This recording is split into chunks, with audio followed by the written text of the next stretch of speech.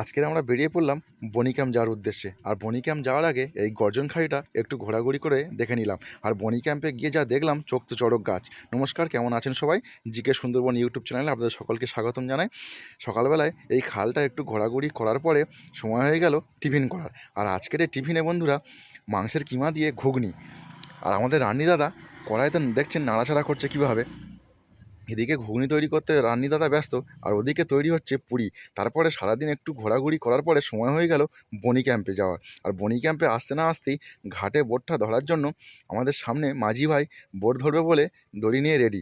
আর ঘাটে যখন বোটটা ভিড়ল তখন সমস্ত পর্যটকেরা আস্তে আস্তে করে বনি ক্যাম্পের উদ্দেশ্যে উঠে পড়ল।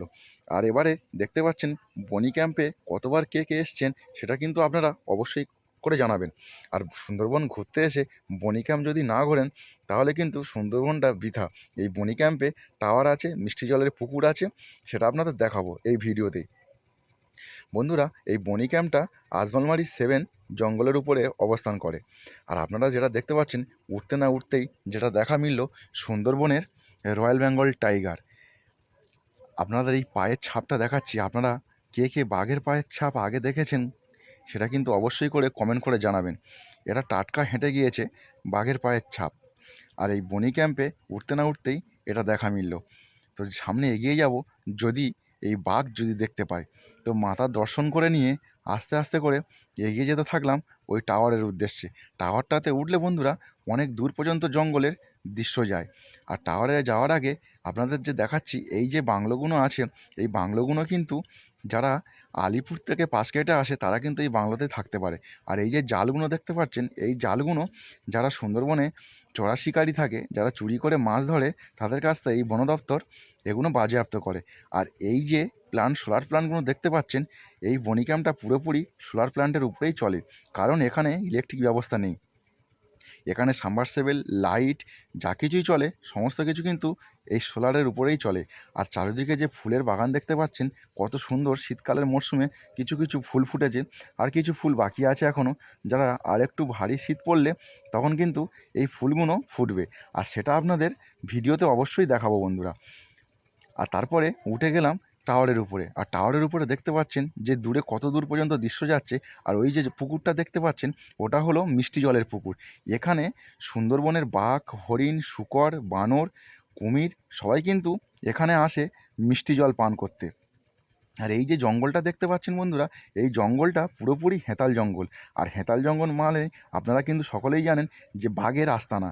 কারণ হেঁতাল পাতার যে রং আর বাঘের গায়ের যে রং অনেকটাই একই। আর এই শীতকালে হেঁতালের একটা পাতার গরম আছে, তাই বাঘ কিন্তু এখানে খুব আরামভাবে থাকতে পারে কিন্তু। আর তারপরে আমি নেমে এলাম একটু ক্যাম্পের ভিতরের দিকে। আর এখানে দেখতে পাচ্ছেন যে সুন্দরবনের যে সুন্দরী গাছ, সেই সুন্দরী গাছ কিন্তু বন্ধুরা আপনাদের এই ভিডিওর মাধ্যমেই দেখাচ্ছি। আর সুন্দরী গাছ কে কে দেখেছেন অবশ্যই কিন্তু কমেন্ট বক্সে জানাবেন। তারপরে ক্যাম্পটা ঘোরাঘুরি করার পরে আমরা বেরিয়ে এলাম। এবার এখন বিদ্যাধরী নদীর উপরে আছি, আর সবাই তো একটু মজা নিচ্ছে। আর তারপরে সময়ও হয়ে গেছে দুপুরবেলা একটু বিরিয়ানি খাওয়ার। লাল লাল ঝাল ঝাল করে আজকের রান্নি দাদা বিরিয়ানি বানাচ্ছে। তো বিরিয়ানিটা কেমন লাগছে দেখে অবশ্যই কিন্তু কমেন্ট করে জানাবেন, আমরা তো খাবো অবশ্যই। আর তারপরে চলে এলাম ঝড়খালি। আর এই ঝড়খালি ইকো কনভারজেশন, যেটা আপনারা জানেন যে এখানে একটা জু আছে। আর এই ঝড়খালিতে অনেক বোট বাঁধা আছে, যারা অনেক পর্যটকরা এই ঝড়খালিতে এখন এসছে এই কি বাঘ দেখার জন্য। এখানে বাঘ আছে, কুমির আছে, হরিণ আছে এবং ময়ূর আছে, আর কয়েকটা ঈগল আছে, যেটা আমরা অনেকবারই দেখেছি। আর এই বিকালবেলায় ঘাটে যখন বোটটা ভিড়ে গেল তখন সমস্ত পর্যটকেরা আস্তে আস্তে ঝড়খালি যাওয়ার উদ্দেশ্যে উঠে পড়ল। আর কত সুন্দর দেখতে পাচ্ছেন চারিদিকটা লাগছে আজকের এই পরিবেশটা। সূর্যটা কী সুন্দর অস্ত যাচ্ছে পশ্চিমের আকাশে, কেমন লাগছে অবশ্যই কিন্তু কমেন্ট করে জানাবেন আপনারা। আর জুতে যাওয়ার আগে এই বাঁশের পোলটা কিন্তু পেরিয়ে যেতে হবে। আর এই বাঁশের পোলটা একটু সাবধানে পারাবেন, কেননা বাঁশের পোলটা একটু নড়বড়ে আছে। আর আপনারা কে কে ঝড়খালিতে কতবার এসছেন অবশ্যই কিন্তু কমেন্ট বক্সে জানাবেন। আর বন্ধুরা, যখন একটু বেলা হয়ে গেল 4টে পর্যন্ত এখানে জুটা খোলা থাকে, আর আমরা একটু 4টের বেশি হয়ে গেছিলো, তাই আমরা ক্যাম্পের ভিতরে আর ঢুকতে পারলাম না। আর এখানে যে সমস্ত অ্যাডগুলো দেখছেন যে প্লাস্টিক এখানে নিষিদ্ধ আর পোষ্য প্রাণী নিয়ে এখানে আসা নিষিদ্ধ। তো বন্ধুরা, সব পর্যটকের তো একটু মন খারাপ। তো তারপরে ওখান থেকে বেরিয়ে একটু বাড়ির জন্য সবাই কেনাকাটি করে নিল। এখানে পাবেন হরিণ, সিংহ, বাঘ, কুমির, বিভিন্ন খেলনা, যা আপনার বাড়ির বাচ্চার জন্য নিয়ে যেতে পারেন। তারপর ওখান থেকে বেরিয়ে বোটের দিকে আস্তে আস্তে দেখলাম জেলে কাকু মাছ ধরার জন্য জালটা ফেলে দিল।